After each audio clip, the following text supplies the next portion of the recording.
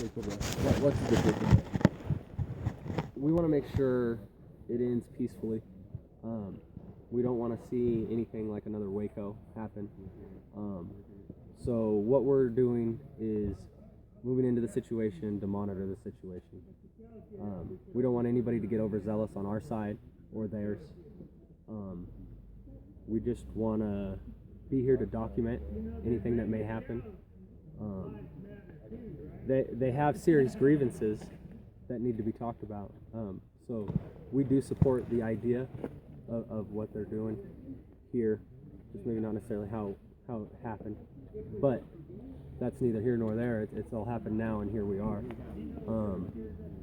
So we have a lot of people who are concerned across the nation in Idaho, and we're all neighbors, and we're all looking at a lot of the same problems. And who are you as a group, in fact? You're 3% of Idaho. Can you explain for the French viewers what are 3% organization? Yeah, so we focus on personal sustainability, can we feed ourselves, and tactical civil defense, can we defend ourselves. So if we have organized 3% in every county, we know no matter what happens, we're going to be able to feed ourselves and defend ourselves.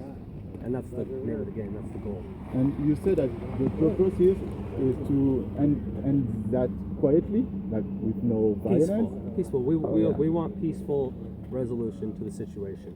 So my question is, why do you carry guns on you if you want peaceful resolution? Well, I know in France this is a foreign issue, but here in America, we have the right to the Second Amendment and to arm ourselves and to defend ourselves, more importantly. That's the reason. You can try to defend yourself with a fork, but it doesn't work, right? But don't you think it can be a bit scary to see all these guys with arms saying that they want to end up quietly, you know? Maybe to the French, that might be a little weird to see, but here, when we arm ourselves, it keeps everybody honest, and that's what we're trying to do. A lot of us carry guns every day. Just because you don't see them doesn't mean that we're not all carrying guns every day. That's part of our culture. And we love it. You know, it keeps us all equal.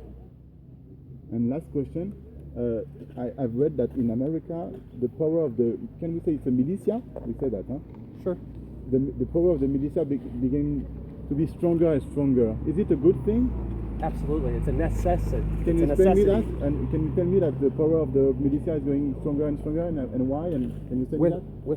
With our country, and you guys know something about this, or at least you used to. We have the power of the people. All the power goes back to the people, and that can't happen unless the people have some way to enforce that, and that's where the militia comes in.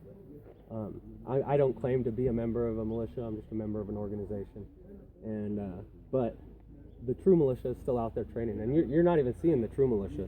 This is just people that are concerned. You know, the true militia is out there training, waiting and watching to see what happens, and Lord help them. And do you think it's a good thing that this militia take power, more power and more power? It's not about taking power. It's about claiming the power we already have. Nobody's taking anything. We have these rights, and they were written down just to make sure everybody remembers. But we had them before that, before it was all written down. And what it's about is reclaiming them. All right. Do you want to add something? Are you about, why you're here? I'm just here to preserve liberty, individual liberty of we the people.